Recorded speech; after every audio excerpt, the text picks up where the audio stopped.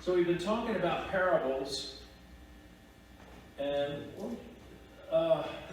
in a parable, every single person in the parable represents someone other than themselves in the story.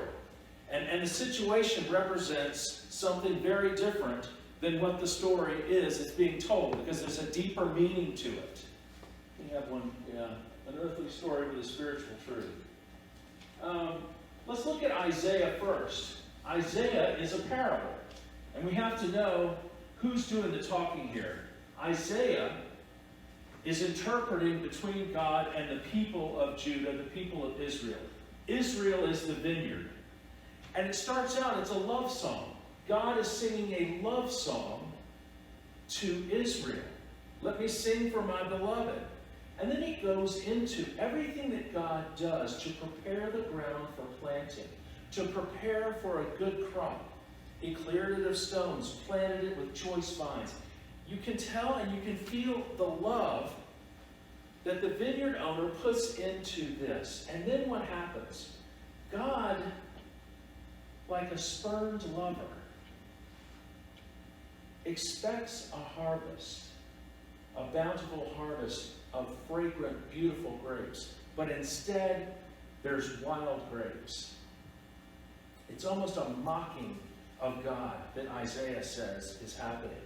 And there's not thunder and lightning bolts. What happens? God says, I'm just going to remove the hedge.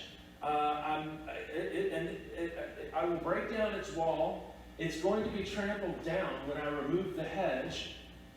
It's not lightning bolts from heaven, but it's more, God says, you're free to make your own choices. I've prepared and I've done everything I possibly can. What more can I do? But if you don't want to produce a bountiful crop, then I will leave you to your free will and to your own devices. Then we have another vineyard story with Jesus.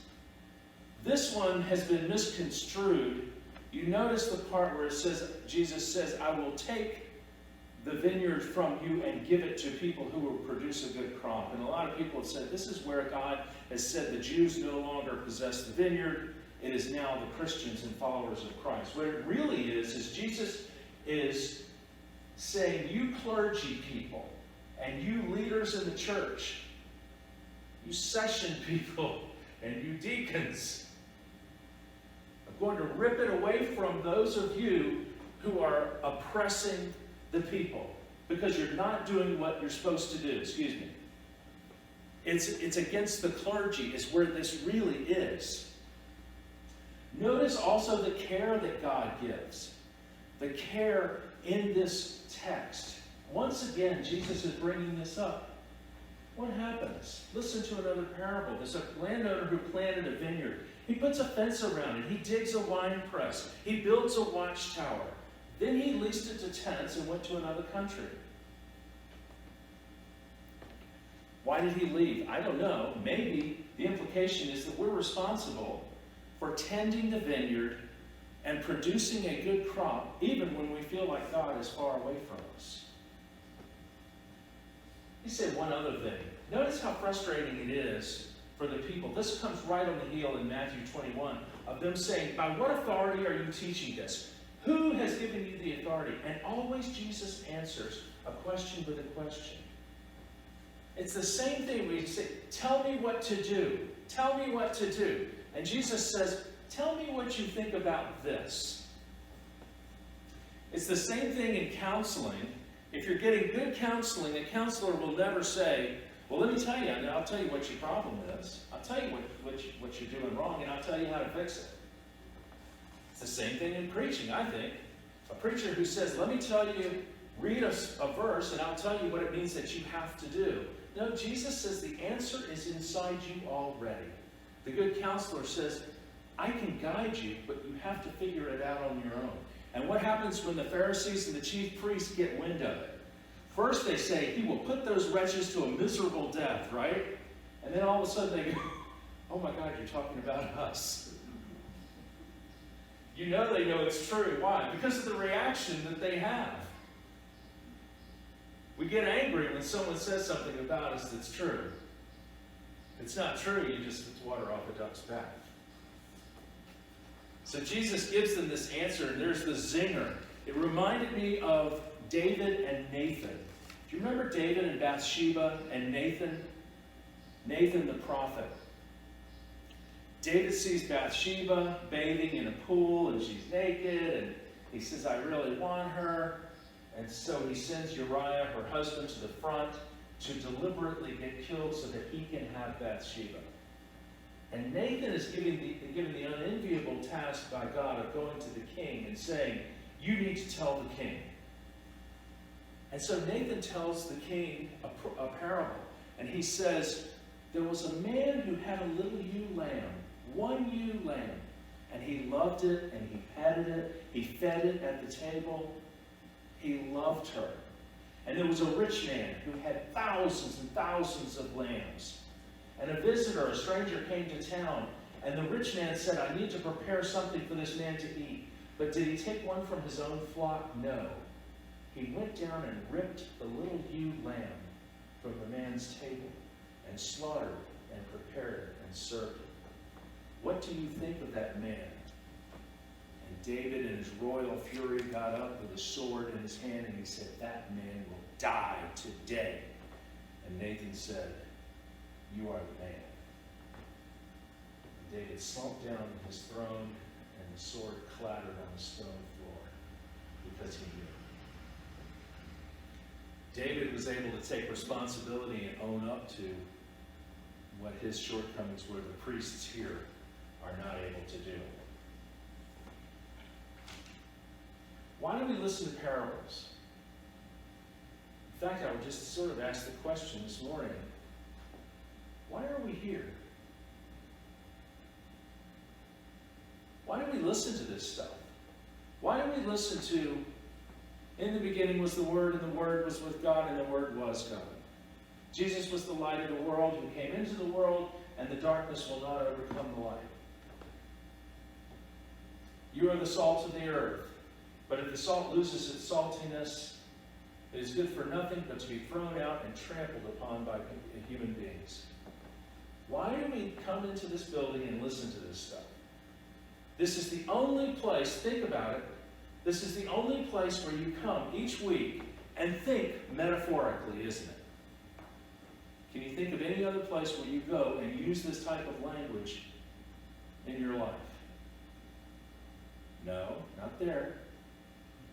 This is it. This is the only place. I told Nathan I was going to pick on him a little bit this morning when Nathan was mayor. Imagine, and I don't know if this happened, but I know there's a big water project here in Parma, right? Did the water pipes burst? Imagine if there's a city council meeting and Nathan's the mayor and they say the pipes have all burst. We've got a bid from Salt Lake City, but we got a local person. Local person is more expensive. The Salt Lake City guy, his will last not quite as long, but this is more expensive. And Nathan stood up and said, and they said, Nathan, tell us what you think. And Nathan stood up and said, let me tell you, this water will dry up one day. But truly living water, well, they'd have you in a straitjacket pretty soon, wouldn't they? No, this is where we come to talk like this. This is where we come to cling and plug in to Jesus, the true vine.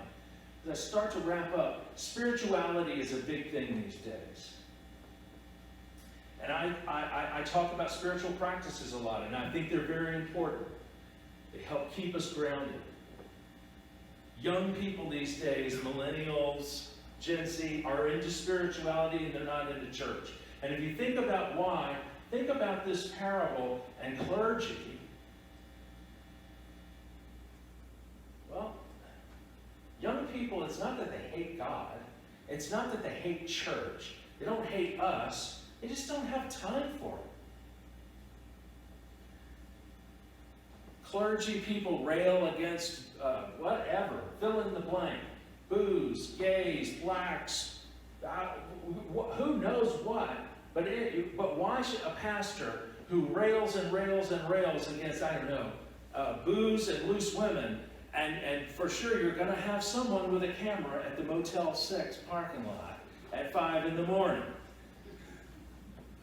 Young people don't have time for it. And so mindfulness has come into fashion.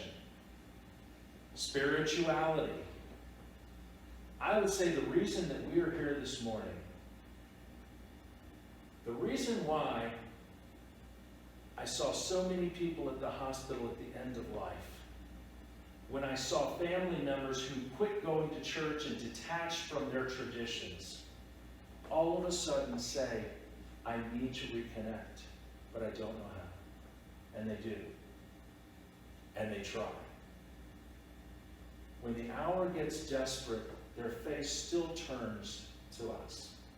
Those of us who continue to cling to the vine. I would say this parable and all of these metaphors that we talk about are our own seeking and our own searching to keep plugged into the vine of not an idea, not a spirituality, not something ethereal or esoteric, but a human being named Jesus Christ. And Jesus Christ says, I know I say all the time, God doesn't love you any less if you don't follow the rules, and grace is free, and that's true. But you know what? There's also a responsibility. Jesus is saying, you people are the ministers, and this is our vineyard. KMC, whatever happens with the rest of Christianity, numbers falling, numbers rising, denominations joining together and splitting apart, people stopping going to church and then coming back when they need it the most. Those things are going to happen. But we have been entrusted with this vineyard, KMCC, and the vineyard of Parma, and maybe in Canyon County. We come here because we want to stay plugged in to the true vine, Jesus Christ, and we want to produce a bountiful harvest.